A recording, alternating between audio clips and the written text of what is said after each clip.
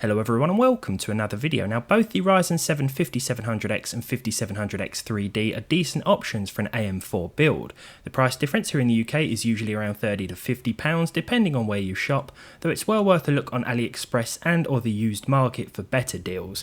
I recently swapped out my standard 5700X for a 3D model because it only cost me like £3 more, so today I want to talk about why you might want 2 extra characters after your CPU's name. The X3D part refers to AMD's 3D V-cache technology, whereby additional L3 cache is stacked vertically to increase capacity. More L3 cache means better gaming performance as demonstrated in various 5800X 3D reviews. The 5700X 3D is in fact very similar to its more powerful and expensive counterpart. It has 8 cores, 16 threads and 96 MB of aforementioned L3 cache. That said, in comparison to the 5700X, the X3D has a higher TDP, 105 watts compared to 65, but lower base and boost clocks. This means that the 5700X does a little better than the X3D in CPU intensive programs. The X3D falls behind the standard X in Cinebench R23, the single and multi-core tests, and I found it a little slower when it came to rendering videos in DaVinci Resolve.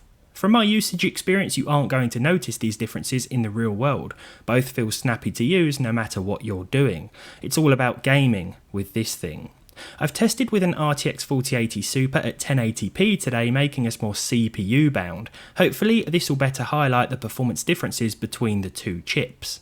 We'll start with the Black Myth benchmark run. Now it's worth remembering that the higher the resolution you're playing at, the smaller the difference will be as we start to become more GPU bound. Furthermore, if you're using say a more mid-range or entry-level GPU with either of these chips, then again the difference will likely be minimal. An RTX 4060 or RX 6600 for example is going to be the limiting factor in a gaming PC build before either processor. These comparisons serve as an almost best case scenario as far as frame rate changes are concerned. That said, the Black Myth benchmark is still GPU bound at 1080p with a 4080 Super, so the differences are minimal. The 5700X result is on the left of your screen and we're seeing 126 FPS on average with a 1% low of 89 and a 0.1% low of 55. On the right hand side of the screen we have the X3D with an average of 127, a 1% low of 90 and a 0.1% low of 56, so there really isn't much of a difference to note here. As I said before, the 4080 Super seems to be the limiting factor even at this resolution and with this graphical preset. In Cyberpunk 2077, I ran the benchmark run at 1080p with Ultra. The standard 5700X hit 153 frames per second with a 1% low of 71 and a 0.1% low of 60. The X3D, however, came in with an average of 179. Now both are of course very playable at this resolution and we could certainly afford to turn things up a bit, but as I said before, this helps highlight the difference between the X and the X3D models of the 5700. The 1% low was also improved at 95, although our 0.1% figure dipped slightly below the figure of the 5700X, 55 compared to 60. Both felt as consistent as each other in the long run. Now when it came to Starfield, I ran through a keyless. This doesn't have a built-in benchmark run, so I took the same route with both chips here.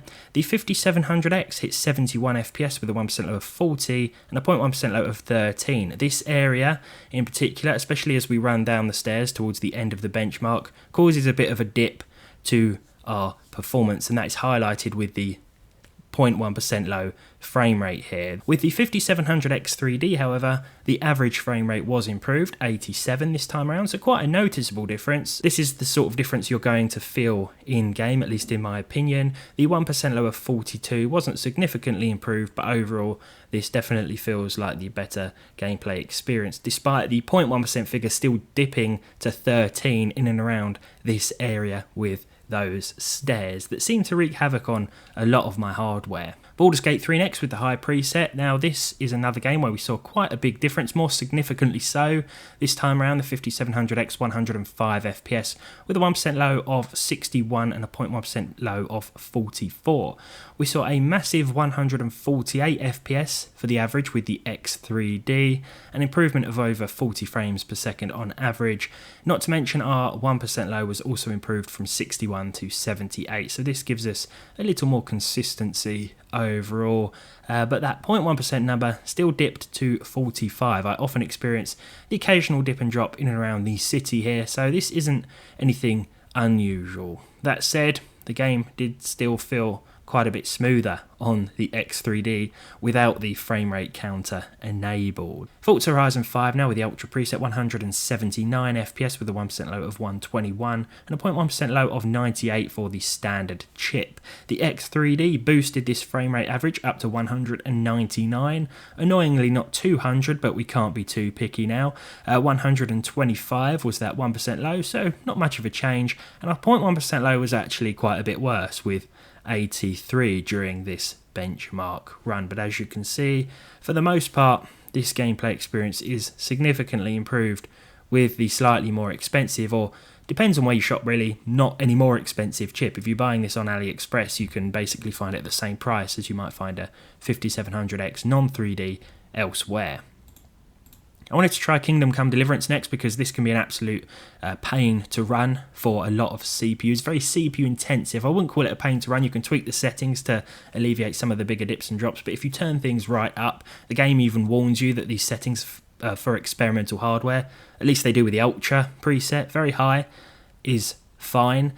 We don't get any such warning, but it's clear to see that there are still some issues here. The 5700X hit 81 FPS with a 1% low of 42 and a 0.1% low of 25. In and around Ratai wreaks absolute havoc on our hardware. That said, with the 5700X 3D, we saw an increase to 111 FPS, a massive increase here, and our 1% low was also improved. So in and around areas like Ratai that are going to be absolutely harsh on our processor, this is a welcome improvement. But we did still see a few dips and drops according to that 0.1% low of 28. Finally then, it's Red Dead Redemption 2 with the Ultra textures, everything else on high. The 5700X scored 161 FPS on average during the benchmark run, a 1% low of 105 and a 0.1% low of 94. We saw a massive plus 200 FPS on average with the 5700X 3D. We certainly don't need these frame rates, that's for sure. We can't actually feel much of a difference without the frame rate counter because the frame rate was massive to start with.